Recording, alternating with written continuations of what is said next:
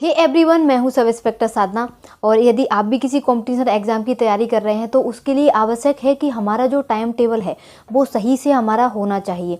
मतलब कि हम अपने जो टाइम है, जो हमारा 24 घंटे है, हम उसको कैसे डिवाइड करें कि आपकी जो स्टडी है उसके लिए आपको पर्याप्त टाइम मिल जाए। इसके साथ ही मैं अपना टाइम टेबल आपके साथ शेयर करूँगी कि मैंने अपना टाइम टेबल कैसे सेट किया हुआ था, जिससे मेरा ईजीली 6 महीने पढ़ने के बाद ही मेरे एग्ज़ाम क्वालिफाई होने लग गए थे।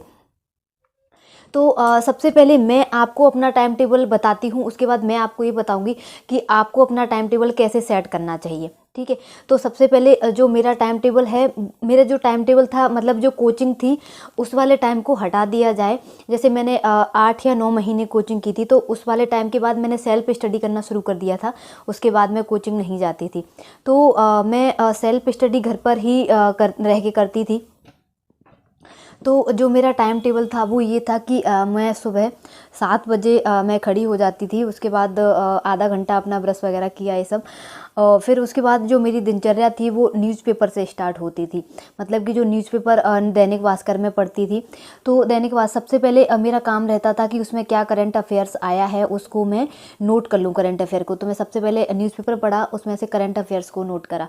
उसके बाद मैंने टाइम अपना 2-4 सब्जेक्ट को डिवाइड किया हुआ था।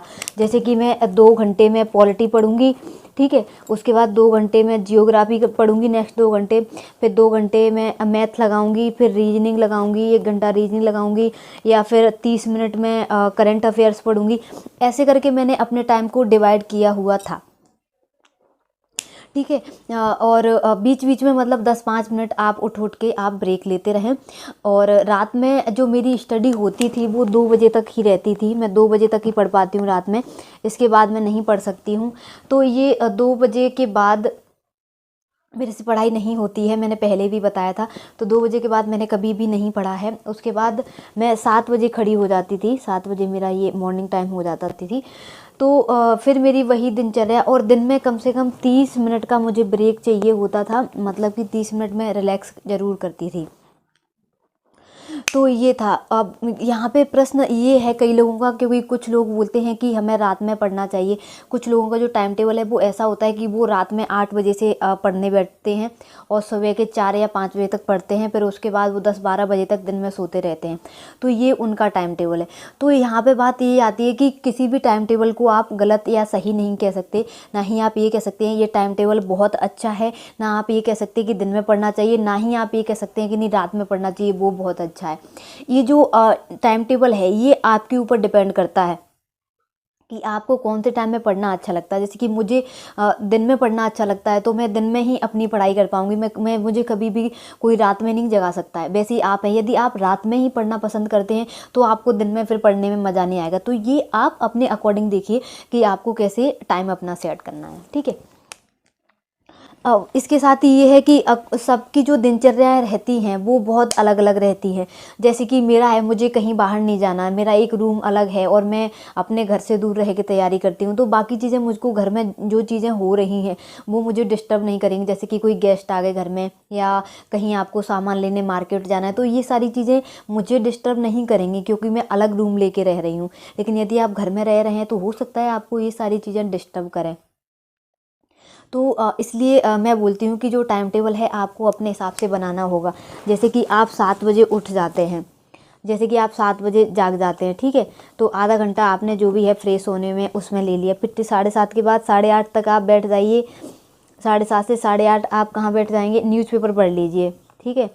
न्यूज़पेपर में पढ़ लीजिए और इसी 1 घंटे में आप लिख भी लीजिए कि उसमें क्या क्या है आपके अकॉर्डिंग, तो आप उसको लिख लीजिए, ठीक है। फिर 8:30, फिर 2 घंटे आप जैसे कि 20 मिनट का यहाँ पे ब्रेक ले सकते हैं, आप 10 मिनट का ब्रेक ले सकते हैं। तो ये हो गए तुम्हारे 8:40। 8:40 से आप पढ़ने के लिए बैठ जाइए, तो आप पढ़िए 10:40 तक। ये हो गया 2 घंटे। 2 घंटे में आप कोई भी सब्जेक्ट ले सकते हैं, जैसे कि पॉलिटी ले लिया आपने, ठीक है। फिर ये 20 मिनट यहाँ पे जो बचेंगी, तो उस 20 मिनट में आप जैसे कि खाना खा लीजिए, नहा लीजिए, सारी चीज़ें, तो आपको ब्रेक भी मिल जाएगा पढ़ाई से आपकी से। और इसके साथ ही साथ आपके जो काम हैं, जो दैनिक आपके काम हैं, वो भी आपके पूरे हो जाएंगे। तो अब फिर बच जाते हैं आपके 11। तो 11 बजे से फिर आप बैठ जाइए, 2 घंटे का कोई लेके कोई भी सब्जेक्ट ले लीजिए, वो उसको 2 घंटे पढ़िए।